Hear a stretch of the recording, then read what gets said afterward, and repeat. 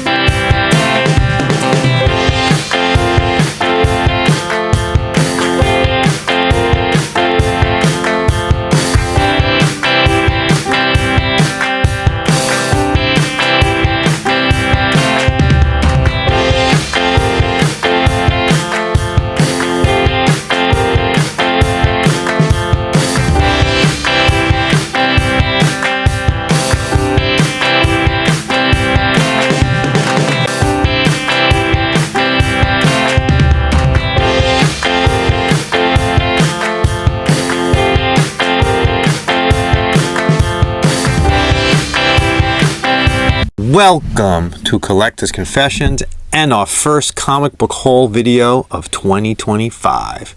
And where else would we go except for Queens Comic Party. in Queens. Queens Comic Party is one of our favorite reoccurring small comic conventions. This one was in Queens. And as you saw from the opening, Brian actually came for the first time. Later on, we'll hear his haul.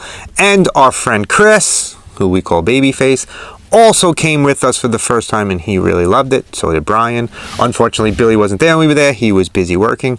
But we saw many of our friends who are vendors there. Carl was there. Ian was shopping. A lot more cards than there were comic books this past weekend, but that happens sometimes. What are you going to do? So, Cassidy, what do you think about Queen's Comic Party to start the year off? I think it's good for you. Okay, thanks. It's good for me. I don't, as we have seen in previous videos, I don't buy a lot of comics. I mainly look for him. So there wasn't anything. There actually, well, one, I told myself that I wasn't going to spend any money at the convention beforehand because I'm saving money and we're going to another convention soon. And I wanted to save my money for that.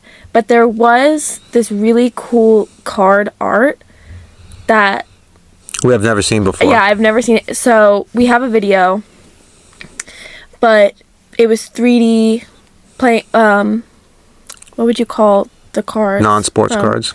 Well, they also had sports cards. Oh, so they were 3D regular cards, sports collecting Yeah, cards. so collecting cards, but Yeah. then the artist would cut them out, layer them, and they looked really cool. They looked really cool. I just honestly didn't want to spend the money on them. Yeah, how much were they? So the smallest ones, which were 2 layers, were 20, and then from there they just went up. Which I don't think that's a bad price, but the ones I was looking at were like at least 4 layers, and I was like, oh damn. Looks like a lot of work. Looks like a lot of work went into them. They were thick. And they were thick. They had some Doctor Who ones, which I really liked. But so I took a picture of the art, and I'm gonna follow him online. Good. Do you remember the name of the place? It's in the video. I don't All right, so remember. you'll see.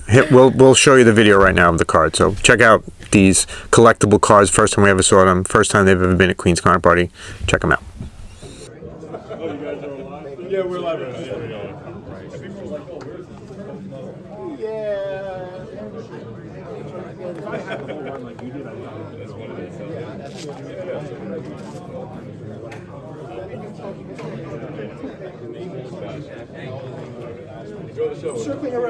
But I really liked this because at Queen's Comic Party, I haven't seen too much original art. There's been some original art, ones that I personally wouldn't buy, but I really liked these, and it was cool because it went with the playing cards that were being sold, a lot of Pokemon cards, but I don't buy a lot of comics. Okay, so but actually this show is a lot smaller than normal.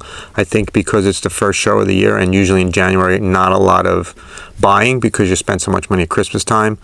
I think the spending budget is a little bit lower than normal, so we saw a lot less vendors than we normally see at Queen's Comic Party. The whole entire room wasn't filled up, and I think there was only like 4 comic book vendors there. But there was a new comic book vendor that I don't think that we've seen before, and he had really good deals because his lowest deal was the comics were 50 cents each, but then it was 3 for $1. Yep. And so Carl had 50-cent comics also. So we had great price. Again, Queen's Comic, if you've never been to Queen's Comic Party, you're in the New York, New Jersey area, if you can get to it, the prices are awesome. And I really don't think I see 50-cent comics not anywhere else nowadays. It's really only dollar bins, which is still great, but... And there's a lot of deals too. So Cassidy's actually becoming an expert at searching through the dollar bin. We have a stack of comic books here that we picked up. She is responsible for most of these, and she bought, a couple for herself, but she's responsible for most of the ones that I need. She spends a lot of time going through the dollar bins. I have been spending a lot of time just chatting, so Cassidy did most of the dollar bin searching. Also at Queen's Comic Party, a lot of good wall books, and every vendor is willing to deal, so price on there is not normally the price that you pay. We bought a couple of keys. We bought one big key. As we always do at Queen's Comic Party, we usually end up with one big Fantastic Four, and we have a big Fantastic Four. We got a deal from a very good vendor who always gives us a good deal, and he pointed out that this was a bigger key than I thought it was, so I was short on it. Yeah, that was really interesting. Yeah, I was short on it. So we also saw a couple of interesting books. We saw Tomb of Dracula number 10, which is the first appearance of Blade.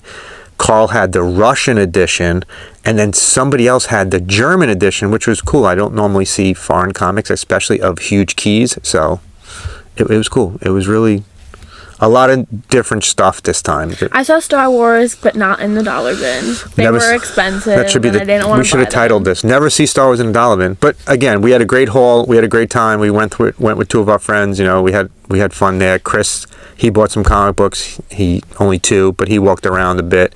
He's trying to get back into bigger collecting at conventions. He was telling me about why a lot of the Star Wars, because I was talking about how I saw some Clone Wars comics, but if you see Star Wars, the Clone Wars comics, they are not in the dollar bin, and they are usually expensive. I think I saw one that was like $40. Chris worked for many years in a comic book shop, so he knows a lot about comic books and what the value are and why they're valuable. So he told me that because those were, it was based off a kid's show, because even though a lot of adults watch the Clone Wars, it was geared towards kids, so those were kids comics. Right. So comic book stores only got a very limited supply of them. Oh, so they were small. Yeah, okay. I think he said good to know. He remembers that they one time got 10 issues. That explains a lot of. So that does explain why those comics are more expensive, because there's a limited supply of them since they were kids comics. So if you see them in a dollar bin, pick them up because they're worth more than $1 in most cases. Chris also pointed out what a beautiful scene we saw on the way home, all the way down Queens. You could see the Empire State Building, and it was pretty, wasn't it? Did you look at it? Why are you saying it like that? Because it was beautiful. Oh, you were saying your voice was like it wasn't. No, it was. It was beautiful. I'm not being sarcastic. He pointed out it really was. It was like, wow, it really was breathtaking that you see. I mean, it was a straight shoot. We were nowhere near the Empire State Building. We could see it all the way up in Queens where we were, and we have never done that before when we've gone. And Cassie and I have gone to Queen's Comic Party a number of times. Check back at our older videos. We really enjoy it there. They have a big one coming up. So in our next haul video, which will probably next Saturday, we will discuss all of the conventions we're going to be attending. Tomorrow we will be live at St. George on Staten Island at a convention. So if you would like, come and hang out with us. We're going to be recording live at 1 o'clock. There's a movie, Black Panther, is going to be at 5 o'clock. I have the flyer right somewhere here. I don't remember it, but we'll show the flyer when we do the haul. We'll show where we're going to be. So also at the end of this video, we're going to pick the giveaway from the last Queen's Comic Party Brooklyn, and we may have some comics to give away in this video as well. So let's listen to how Brian felt about the Queen's Comic Party for his first time, his first one, and let's look at his haul. So what did you think? Well, I enjoyed myself, and I thought the vendors are great. The one thing that I would say that disappointed me a little bit was there were more comic vendors this time than the time I went to Brooklyn. Okay. But I was surprised about how many card vendors were there.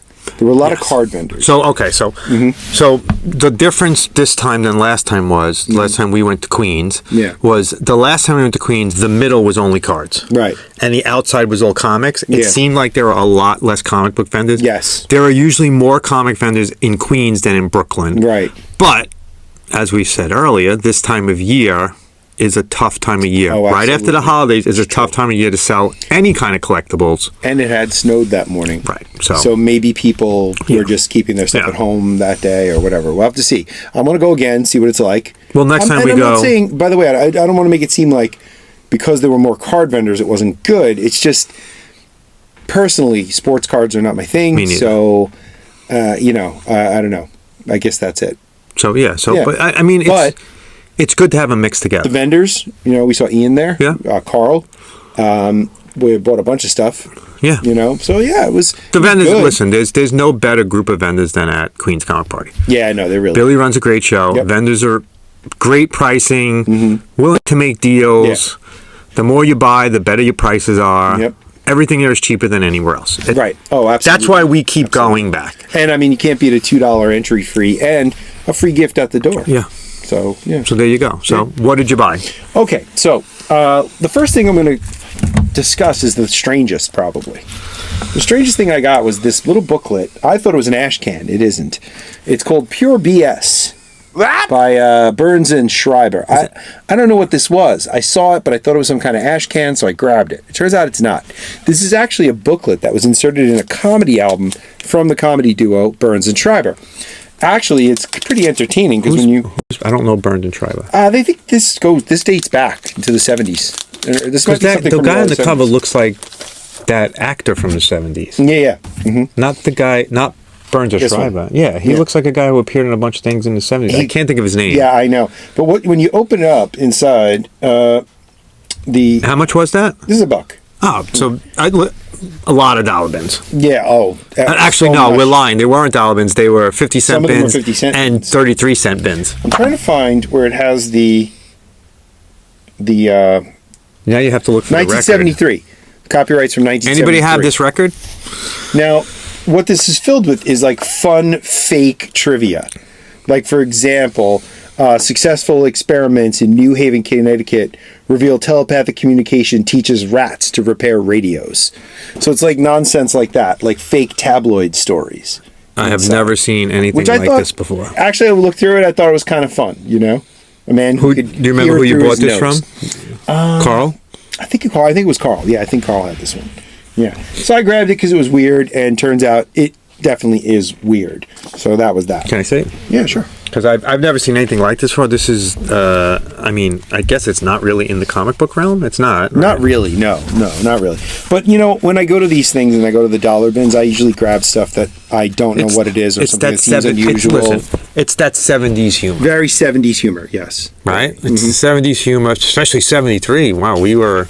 That's the year I was born. Yeah. I was one, so... So I'm wondering if this is like a reprint or something, 'cause it doesn't look like it. betting there's no way it's a reprint. I'm betting It's in absolutely perfect condition. I'm betting someone had this in their collection, and I would definitely say this is not a reprint. Right. And look, it's distributed by a company from New York. Yeah. Interesting. That's definitely different. Yeah, so, yeah. The next thing I got were 3 issues of a comic called Geeksville, which is actually an anthology series, a combining of 2 other series called Three Geeks, and the other series is Innocent Bystanders. Who puts it out? It features characters from both. This is by Fingerprints, which is independent, very independent probably. This dates back to August of '99, the first issue. I've never heard of it. I never heard of it either, but you know what it reminds me of? If anybody out there is familiar with the Eltingville Club by Evan Dorkin. Okay, yep. It's very similar to that. And each one features 3 stories. One of the 3 geeks stories, which are these characters here on the And cover. the 3 geeks are comic book collectors? Yeah, the comic book sci-fi geeks. The other is called Innocent Bystander, which is a sort of like cutesy animal story. And the other is a True Tales of the Comic Shop. which has like a slice of life story based on being in a comic book store. Oh, interesting. Which is like that. So I thought it was pretty fun. Definitely your speed. I like anthologies, you know. And so this was number 1 I got right here. And this is number 2, which has I love the cover. That is a cool cover. Yeah, number Batman. 2, I love the cover. It's really good. And number 3 is the Christmas issue from that year, which has a really good illustration on the back cover. So again, Geeksville, and by different artists. I'll give a quick shout out to who made this. Gary Sassaman, Rich Kozlowski, John Gallagher. So those are the creators. Craig Boldman on this Craig one. Boldman. So yeah. it's probably just Independent. Very, very, very independent. never heard of anything. Yeah, but it looked like it might be fun. Bela Lugosi and Boris Karloff. Was it? Bela? Bela Lugosi and Boris Karloff, like a little article about. Oh, yeah. There are these illustrated this is the essays. Halloween Yeah, issue. the Okay. illustrated essays. In the Okay. middle. Yeah. Next, I grabbed comics. This is Topps Comics, number 1. This actually, interestingly enough, it's 3 dinosaur-related stories. Bradbury wrote a lot of stories that involve dinosaurs. And these are 3 of his dinosaur stories collected together. I didn't know that until I actually really looked at it. It's still sealed in the bag that it was put out in. And the 3 Topps cards that it came with are in here. From what line is this? Well, there's a Jurassic Park card. Oh, interesting. And then there's 2 cards from illustrations in the stories. So there's 3. And actually, you know what's in here is a Sound of Thunder. Oh, really? Yeah, which is a great story. Did you ever see the Ray Bradbury theater version Yep, of it? yeah. That the movie's based on? Right, yeah, it goes back, they go back in time to hunt dinosaurs. And If you haven't seen the movie, we highly recommend it, but just be warned, it didn't age. The special effects did not age Probably well. didn't age well. Story's a great story. Great It's a great story, but I would say go back and find the story itself. And the special effects check did not that out. age well. Next, I got Zero Tolerance number 1 by Barber, Vigil, Amaro, and Tyler. And anybody who watched my Faust video knows why I bought this, because it's illustrated by Tim Vigil, who illustrated Faust. I've never heard of the series. I think there are 6 issues altogether. I'm going to see if I could seek out the rest, see what they're like. Good. So far, it's exactly what you expect from Tim Vigil art. So Zero Tolerance, not bad for $1. Not bad at all. Also, if you know my normal collecting taste, it won't become as too much of a surprise that I picked up 2 issues of Martial Law, a British comic book illustrated by Kevin O'Neill. It's actually a fantastic series about a law enforcement officer in the future who hunts superheroes. Is his name Judge Dredd? His name is Martial Law. Oh. And, if you look at this illustration on the cover of number 4, you see a very clear example of Kevin O'Neill's illustration style. Yeah, so that's good. I've got number 1 and number 2 at home. Now I've got 3 and 4. And I think there's 5 and 6 of the series from Epic Comics. So I'll see if I can grab the last of that. This one is called Alter Ego, number 1 of 4. This is the first issue. Isn't Alter Ego the name of the comic book magazine too? I think it is, yeah. And it looks like the same logo too. Right. This is from First Comics. Okay. Limited series. I like limited series. And Roy Thomas and Ron Harris. So two pretty well-known names in the comic book world. That's why I First grabbed Comics is highly underlooked. Yeah. Dreadstar and Dreadstar's. First Comics put out some really good stuff back in the 80s. Yeah, and it's funny. I keep coming back to the same. I notice I keep coming back to the same company. Keep buying Epic. Epic. You keep buying Epic Comics. Here's Crash Ryan number 1 by Ron Harris. Was also on Alter Ego. This is again in the 1980s. There were a lot of these independent comic book companies that produced these superhero comic books that were really good stuff, but they just couldn't sustain. And this looks like a nice retro Flying Ace adventure story, so I kind of like that kind of thing. Nice throwback. So yeah, 4-issue limited series. I'll see if 2 through 4 is out there somewhere. Grab it. You created some searching for yourself. Yeah, some seeking. Fun. This was an easy pick for me. Steve Bissett, Ron Veitch, 2 absolutely excellent creators who helped craft the whole Vertigo style. Is that Vertigo? No. Swamp Thing. No, this is. It's in the from 1985. It's Eclipse. Eclipse Comics. And this looks like a horror comic. I haven't really read through it that much, but this with Rick Veitch and Stephen Bissett, I'm not sure I could go wrong. So at Queen's Comic Party, Carl, who we buy a lot of Carl has a lot of odd comics, a lot of strange comic books that they do. Yeah. Oh, he's got a lot of weird stuff. Weird stuff. And it's fun because, again, I seek out a lot of stuff I've never heard of before because I'm looking for new ideas.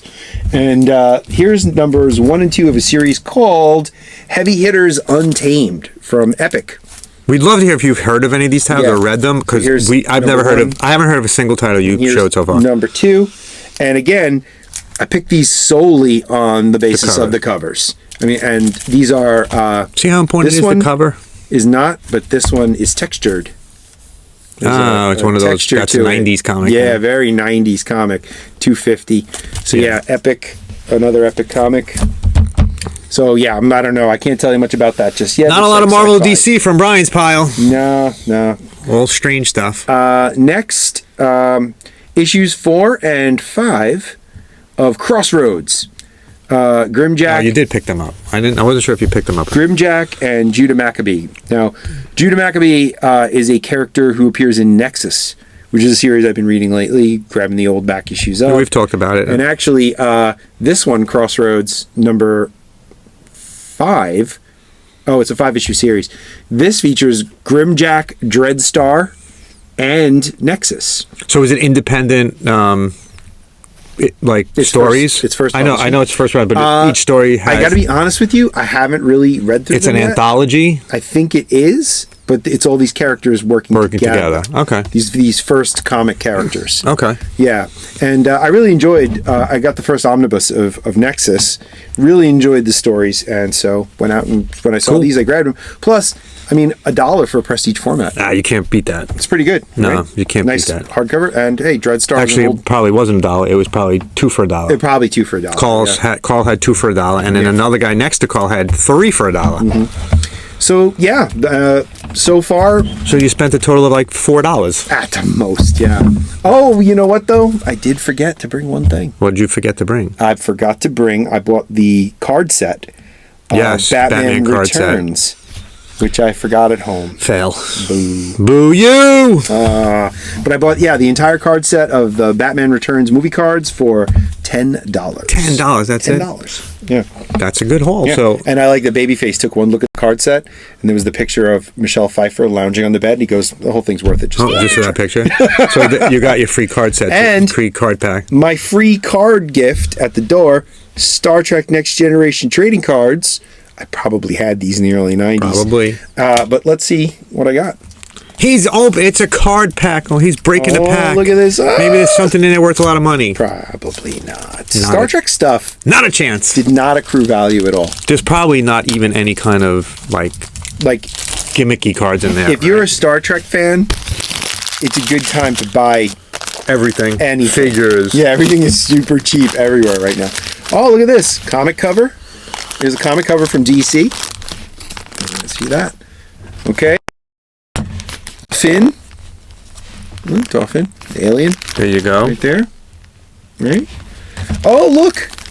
Mr. Geordie LaForge. I got a Geordie LaForge card. Look at that. Yeah. Oh, so it's a Next Generation card. Schizoid Man with Data, who's got for some reason, I got to look back, there's a Riker beard. That's kind of weird. From the episodes. Home Soil, another shot of Data. Commander William T. Riker. Before the beard. Pre-beard. Oh, it's Wesley and his mom. We hope you Star Trek fans appreciate this. Wesley and his mom. Oh, Brent Spiner card. Not the character, but the actor. A lot of Data cards in this set. Yeah, a lot of Data stuff. Ooh. Any Star Trek fan knows why Skin of Evil is important. You know why? No. Tasha Yar gets killed in this episode. Oh. They lose that character. She had a contract negotiation. Prime Directive got the whole. It looks like a third season cast because Dr. Crusher isn't there. The other doctor is. Yep. Oh yeah, she left the ship, right? Contagion. Got a little nice Worf carrying Data for some reason. I gotta look back and see why. And Brian's favorite character on Star Trek Next Generation. Deanna Troi. Ship's counselor. There we go. And love of Brian's life. One of many. Yes. Crushes from the TV shows of the 80s and 90s. Star Trek. So there you go. Star Trek cards, comic books. Brian went all out at Queen's Comic Party. And I'll have to do a short on the Batman Returns There you go. card set. Look for the short on the Batman 89 card set. Batman Returns. Batman Returns. There you go. Even better. Yeah. Let's see what we got in my haul. So Brian had a good time. He's actually buying comic books again. He had stopped for a while, and you see he bought a lot of weird comics, but he had a good time at Queen's Comic Party. He really digs through those dollar bins looking for the strangest of the strange, as you saw. So let's look and see what our haul was. Cassidy and I were combining it together because she picked out most of these. She went on a bit of an X Factor tear. Well, we need X Factor. Well, we need X Factor. So another title we're collecting recently. So again, this will stay consistent with what we've been saying. Our DC pile from the dollar bins is much smaller than our Marvel dollar bin. But when it comes to conventions, we see the most DC at Queen's Comic Party. Yes. Because most of the time, it is people trying to get rid of their comics. At a lot of other conventions, I don't see DC in the dollar bins. So let's get started. Supergirl #1. That's our first comic. Comes from the time when, I believe, right after Superman's death. This is from, yes, it is Reign of Tomorrow, which is the storyline from there. Saw Supergirl #1 in the 50-cent bin, actually, or 33-cent bin. That's what we were paying, 33 and 50 cents, so why not? How could we stop? Cassidy found Super Friends #12, and it's our first key. It's the first appearance of Dr. Mist. Going to try to finish this entire series in 2025. One of my 2025 comic book goals. Super Friends series. How many more do you need? Do you know? Quite a few. Superman, the 10-cent adventure. This was sold just to help comic shops out. This is key #2. It's the first appearance of another Supergirl, Sir L, not this Supergirl, a different Supergirl, who actually died in another series later on. But I will pick this up anytime I see it in the dollar bin. There's a Superman one and there's a Batman one. These are two of the biggest selling comic books in the last 10 years, are those two. Really? Yeah. How much are they worth? Not a lot, because they were only 10 cents and they sold a lot. Crucible #1. Gonna try to get this impact line going for DC. Figured I'd pick up this one. Again, it was 33 cents. Why not? Have you ever read Crucible? I'd like to hear about this and your opinion on the impact line. Also, if you've been to Queen's Comic Party, we love to hear about other people who go to Queen's Comic Party. And if you've gone because of us, we would love to hear from you. This is Underworld tie-in. This is when it's another crossover. Underworld Elite. This is Apocalypse Dark Uprising #1. Another series. I just figured, you know what? Why not give it a shot? Pick it up. Starman. Cassidy knows we're looking for this. This is issue 7. These we never see because I think I'm the only person buying them. So, Well, sometimes when I see titles that I don't usually see, I'm like, do you collect this? Yeah, in the Is midst of this us going to something dollar we bins, need? Cassidy will lean in and go, do you collect this? And there it is. That's the DC haul. That's it. I think there's 5 issues here. I bought 5 DC issues. But we have been focusing more on Marvel anyway, just because we know that we're more likely to find There's not a lot of DC in the dollar bins. Malibu Comics, Airman #1. Malibu plays a very important role in the history of comic books, so I figured I'd start picking up some issues. They're connected to both DC and Image. They helped Image get a start. Look on the back. It's a drawing class for DC Superheroes contest, and there's some advertisements in here for some titles that would later become Image Comics titles. So a lot of the Image guys went to Malibu first before Image actually got started. So I mean, it's a cool title. Why not? I figured I'd give it a shot. Never heard of it. And speaking of Image, here is Wildstar #1. This is key #3, the first appearance and origin of Wildstar, one of Cassidy's favorite superheroes. So if you want to see that connection, there's the inside of the Image comic advertisement for the same comic book that is advertised for in the Malibu comic. Dinosaur for Hire in both comics. There is definitely a connection between the two. These probably came out within a month of each other. So there you go. That's a really cool cover. Which one? This The one? Wild. Yeah, the Wildstar. Shiny, and it's got bumps on it. Picked up Wildstar #2. There are only 4 issues of Wildstar, so I'm off to a good start. I have issue 1 and issue 2. We'll look for more. Another Image. The Mighty Skull Kickers. The only reason why I bought this is it is a homage cover to a Thor cover. I love homage covers. This is a Thor one. I'm going to try to collect all of these. Apparently there's a lot of homage covers of this Thor cover. It's the Beta Ray Bill cover. So there you go. Savage Dragon #1, key #4, first appearance of Barbaric, Ricochet, and Johnny Nitro. I mean Johnny Nitro. I will buy Savage Dragon #1 every time. Anytime I see an Image Comics #1, I buy it. It's just, you know, it's a disease I have apparently. I have to buy Image Comics. So how many do you have of the same ones? This one, I think this is my 4th cover. Why? I don't know. Image played a big role in me collecting comics in the early 90s when Image came out. It was like a huge, if you collected in the early 90s, you know what I'm talking about. Image Comics just was huge. And this was going to pay for my next house, apparently. And, you know, we know how that worked out. Carl also had these cards in there. He didn't know anything about them, and they were 50 cents. So I said, why the hell not? Picked up these cards. Don't know what set they're from. Don't know what year they're from. But for 50 cents for 4 cards, why not? Are they X-Men? Yeah, some X-Men. Death. Just they're Marvel. Yeah, I know. Now let's look at the Marvel comics that we bought. Those were our indie and our cards. Here's Marvel. All of these, except for the ones I'll point out, are from the 50 cent or 33 cent bin. Avengers 233. That's a nice place for the writer artist to sign. Kid Colt Outlaw 209. Ones that I pick these up every once in a while when I see them in dollar bins. The West Coast Avengers #1. Key #5, the debut of Iron Man Silver Centurion armor. There you go. I love the West Coast Avengers series. One of my favorites. Avengers West Coast #55. This is key #6, the debut of Dark Scarlet Witch costume. This is actually Cassidy's. What's going to happen to this up. comic book? You tell me. It's yours. It's a John Byrne cover. There you go. That's yours. I'm going to cut it up and make art out of it. She's going to make art out of it. So in a future episode, make sure you subscribe so you don't miss it. Cassie's going to turn that comic book into a work of art. I don't know what I'm going to do with it yet. Avengers West Coast 101. Nice advertisement for RoboCop 3 on the back. Almost done with the Avengers West Coast line. Another one, hopefully, I finish in 2025. Spider-Woman #3. Rarely ever see these, so when I do, I pick them up. One of my favorite characters. Marvel Team Up 112. Spider-Man teams up with King Kull, who I always just assumed was Conan, but it's not. It's a ripoff of Conan. Comment if you disagree. There you go. Marvel Team Up 112.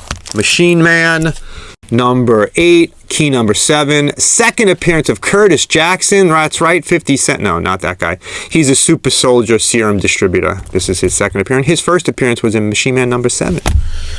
I can make Agatha Harkness. You can. Heroes Reborn #5.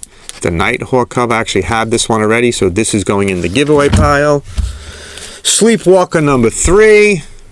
Another strange series from the early 1990s. I'm going to start collecting this. I think I have #1 sitting around somewhere. I picked up this one because look at all the heroes are in there. New Mutants #23. Cassidy picked this up. We need it. What an awesome cover. Cloak and Dagger on the cover. Another great series from that time period. New Mutants #85. We are almost finished with New Mutants. We have all the big keys. We only need a couple of little ones. So we kept knocking them out of the dollar bin. At some point I might have to pay a little bit more. The Incredible Hulk #277. Love these old Hulk covers. You probably do too. Incredible Hulk 261. This is key #8. It contains the origin of Thunderbolt Ross. Maybe it will go up in value when that new Captain America movie comes up. That's not why we buy it. I need it for my run. Love these covers. John Tyler Christopher's action figure covers just reminds me of the old Toy Biz. This is Uncanny X-Men 600, Iceman. I love these covers. I think he did a great job. And I actually spoke to him about this at a New York Comic Con a couple years back, how much I love them.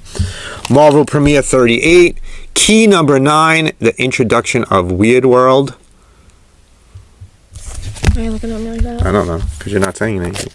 I have nothing to add. Alpha Flight 115. Almost finished with Alpha Flight. Only need about 10 more issues. 124. Now here is the Cassidy run. She bought a whole bunch of X Factors, even though it's not on the list. Well, and then at one point we were both looking through X Factor in different bins. Yep. So then we got a couple of doubles. Oh, we noticed that we had some doubles, so we pulled did. those out, but... We did. Oh. We ended up with some. X Factor 14, key number 10. The Angel loses his wings. This leads to these comics lead to a very important time in the X-Men comics. X Factor 15, key number 11. The first appearance of the Horsemen of the Apocalypse, which was a fantastic time in the X-Men comics. War, famine, and pestilence makes their first appearance here. And then, of course, the Angel will turn into the fourth one. X Factor 22, key number 12. The Angel turns into the Angel of Death. 20s purple and blue. It's a great time in X-Men. The X Factor series was fantastic at this time. X Factor 27. Cassidy just kept pulling X Factors. X Factor 30, key number 13. The first cameo appearance of Nanny. That's Nanny. Scary. Oh. A scary character. X Factor 34, key number 14. Look at all these X Factor keys. The death of Cameron Hodge and the first full appearance of Nanny. Cameo, full. X Factor 75, key number 15. The first appearance of the Nasty Boys. Not those Nasty Boys. The Nasty Boys from the X-Men. Slab, Ruckus, Ramrod, Hairbag, Gorgeous George. If you watched our recent video on Australia, Gorgeous George is from Australia. Check it out if you haven't. This is another key. So it was a cameo of first appearance? First appearance. X Factor 76. Here's another one. Another one. X Factor 77. Cassidy just kept pulling them left and right. X Factor 78. It's my job. X Factor 80. You missed 79. X Factor 81. Or you already have it. I probably already have it. X Factor 82. X Factor 87. X Factor, 87 again. That goes in the giveaway pile unless you want to cut it up. Let me see. X Factor 88. This is key number 16, the first appearance of Random. And we bought 2 of them, so that goes in the giveaway pile. X Factor 89. X Factor 90. We bought a lot of X. If you're an X Factor fan, this is the episode for you. X Factor 91. Put it in the giveaway. Giveaway pile. X Factor 102. I love when I grab these and feel the cards in the middle. Marvel used to throw cards in here. Then they put them in packages. X Factor 105. No, that's it. That's it for X Factor. It's a lot. Then we bought more X Factor than we did all of DC. Well, and then... I'm not done. Yeah, but we'll do this. Oh, okay. Cassidy bought something that she's going to cut up too. Go Marvel ahead. Tales, what number? 54. Marvel Tales 54. She's going to cut that up and make some art. We can't wait to see it. Probably earrings. I'll probably make earrings. Maybe we'll do one of them as giveaway. Earring giveaway coming soon from Cassidy. They're big. I'm gonna make big earrings because I like really. Okay. Maybe we can do them as a giveaway. Okay. Can I keep going? Yeah, I'm just gonna look through this. I'm allowed to keep going. This was not in the dollar bin, but I'm down to needing 2 of the Ultimate X-Men, Ultimate Fantastic Four. This is Ultimate Fantastic Four number 21. This is the first cameo appearance of the Marvel Zombies. We see the Fantastic Four from the Marvel Zombie universe. I had 22, which is the first full appearance.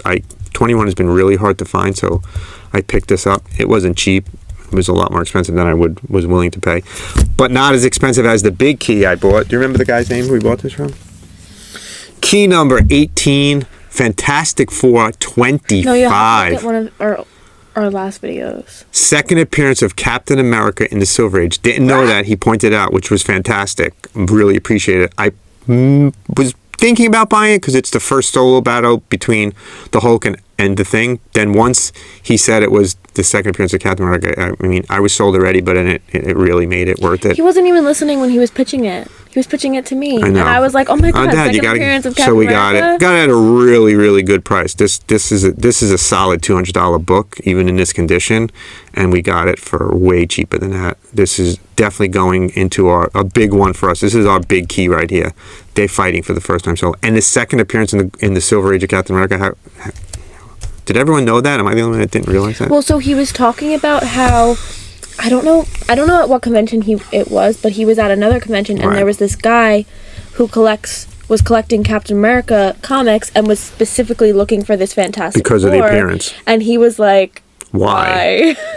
So it goes under the radar for a lot of people. Captain America's first appearance is Avengers number 4 in the Silver Age, and this is his second appearance, Fantastic Four 25, which is, I think once people, if everyone starts realizing that, this will go up in value. Couple more Fantastic Four. Fantastic Four 141, just another one we were missing. Hopefully this year, the number one on our want list is Fantastic Four number 1. Cassidy's gonna. I think you gotta buy find it in for me. really bad condition to buy it. It's gonna have to be Fantastic Four 401. Speaking of ones, this is 401, only 400 off of the mark. And I love the back cover of this. For anyone who doesn't know, I have some family members who call me Casper. because her name is Cassidy. So her nickname is, she has many nicknames for Cassidy. I did buy a Fantastic 5 number 1, so a little bit off the mark, but it's Fantastic 5 number 1. If it was Fantastic 4 number 1, I'd be much happier. But there you go. The pile's coming into frame, which means that it's bigger. That was our huge haul from another Queen's Comic Party. They're actually gonna have a big one coming up. I believe in March they're having a big Queen's Comic Party, like a lot more vendors and some artists and stuff. So we're looking forward to that. Unfortunately, we didn't get to talk to Billy, but we had a great time with everybody else that was there. We love the guys at the Queen's Comic Party. It's the most welcoming convention we go to. It's really nice to go to a convention and everyone knows each other. Yeah. I mean, you can go and they don't know you, but it's nice to go somewhere constantly that it's more of a community. Yeah. Queen's Comic Party is a community, just like we are. Collection Confessions is a community. We're an online community. They're a real life community. So if you're in the area, go to Queen's Comic Party. If you are looking for something specific, like they know that he's looking for Fantastic Four. Yeah. They know that I'm looking for Star Wars. Yeah, they know us now. Most of the events there know us now. We've been there a bunch of times in a row. We're doing the giveaway. So we're going to do a giveaway. We'll do these comics and we'll throw a whole bunch more in here. So all you have to do to get this giveaway is comment and like. And once you comment and like, you are in the giveaway, and we will give it away at the next Queen's Comic Party we go to. The winner of this one, we'll spin the wheel right now and see who the winner is.